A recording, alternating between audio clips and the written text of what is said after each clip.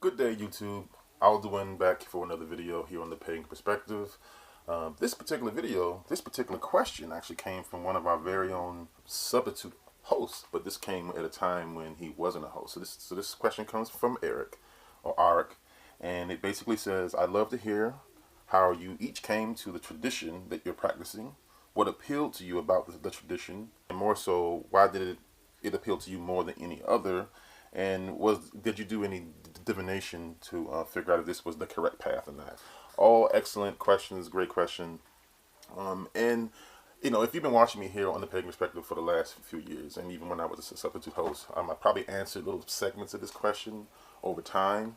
But I originally came to this path mainly because as growing up in the eastern part of the United States, growing up Christian and in an African American home, there was a lot of kind of this compressed view that being homosexual is filthy, being homosexual is dirty, and that I'm a sinner and that I'm going to go to hell. So I started from that guilt perspective. In the African American community, you're kind of expected to go to church every Sunday.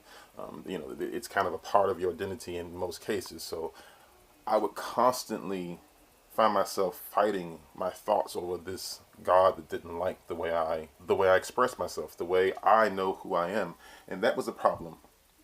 I didn't like it. I didn't like the God being vengeful. I didn't like how people seem to spit scripture and they didn't really know what it means. They didn't really understand the gravity of their words. They didn't understand the context of what was said. I can talk about Leviticus all day, where they specifically target homosexual people or people in the LGBT realm. I've thrown stuff back at people where Jesus literally talks about being able to accept men who don't have a drive for the female body. Lots of Christians, especially African American Christians, they shoot that down. They tell me I don't know what I'm talking about and that I need to consult a priest. In many cases, the priest will agree with them, and I end up right back in the same circle. Not to mention the predatory priests. And I'm talking even in other Christian religions, there are predatory priests who have literally put their hands on gay people, telling them they need to screw out this evil spirit of homosexuality, or they have to perform some other kind of sexual act on this priest, be him, be if he's a pastor or whoever.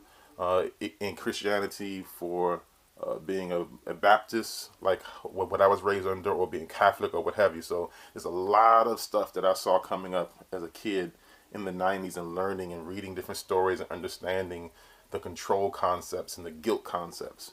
So I was constantly fighting myself and reading and understanding these things, speaking to people, processing their body language, processing their tone, looking at how people looked at me when I brought up the concept of other gods. I've had people tell me in church or in Bible study circles, because I attended those as well, that that there are no other gods. But then I would quote the section of the Bible that says that the Christian God doesn't want you to worship any other gods above Him. To me, thus saying that there are other gods.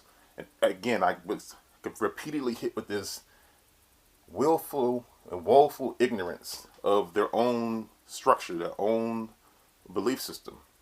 So I decided it was time to go. I started seeking other books. I would go into bookstores and wander off to the pagan section. I would pick up books with spells, or pick up books with Wicca back then, because that was mostly all you can get was Wicca books. I would read them. I would try some of the spells.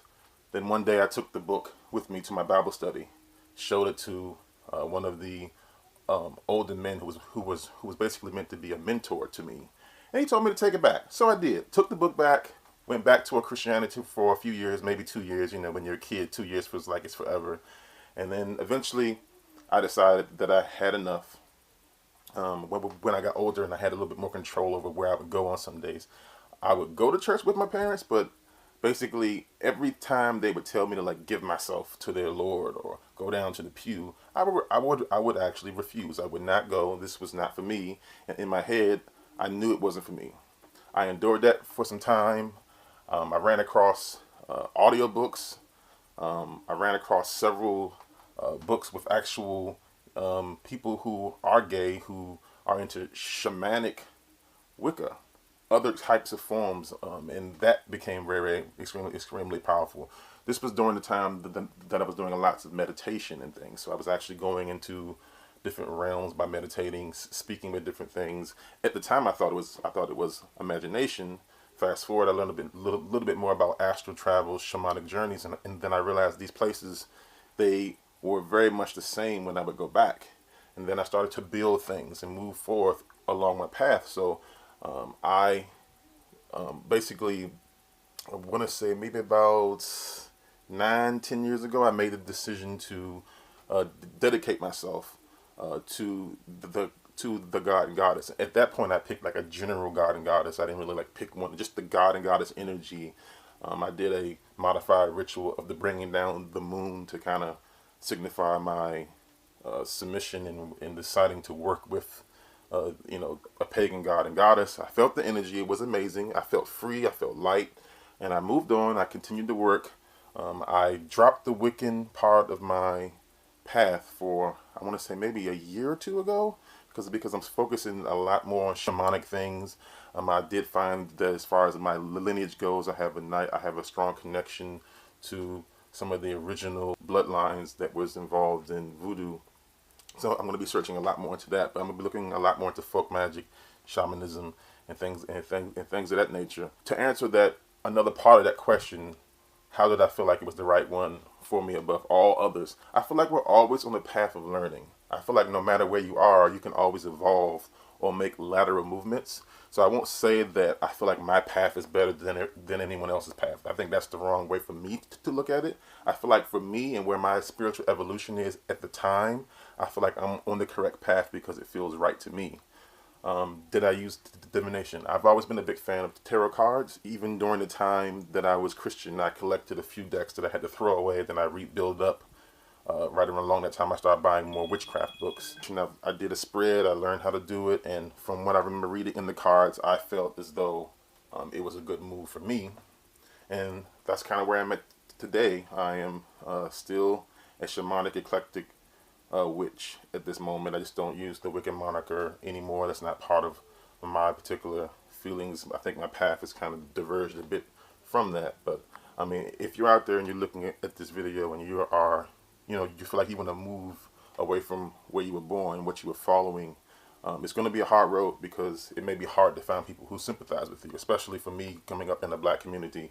There wasn't really anyone I could turn to. It was like I had to go in, and that's why I kind of went into meditation. I needed to think about what is going on. I had to understand my thoughts to make sure it wasn't something that was leading me astray when I had to take that path and diverge away from Christianity. And for today, it kind of leads me to my current path now. I'm working very hard on trying to merge technology and shamanism together. So if you guys want to follow me on that journey, go ahead and jump down. Join me on my personal channel. I'm going to be doing a series of videos of how someone can be a shaman, but in this technological world, because in my videos I have talked about not using drugs, not using any mind-altering substances to obtain the right mindset so that way you can go on shamanic journeys. I talk about binaural beats, which is another piece of technology that's been around, I want to say, for the last 15 years, but it is technology and it can help you maintain a state of mind that is perfect for slipping in and out of different astral realms and going on shamanic journeys. So if you want to join me on that journey, go ahead and jump over to my personal channel, follow me there. I'm going to be posting a lot of things on social media in the coming days and weeks and months, and I would love to have you there. And I hope that just about answers the question. I mean, Eric, this is a great question. I'd love to see more, even though I know this question was asked, I want to say maybe 5 months ago, but things worked out. You're a part of our lovely team here, helping to, bring more knowledge to the YouTube community, especially the YouTube pagan community. And I'll see you guys back here on Friday. Thank you and blessed be.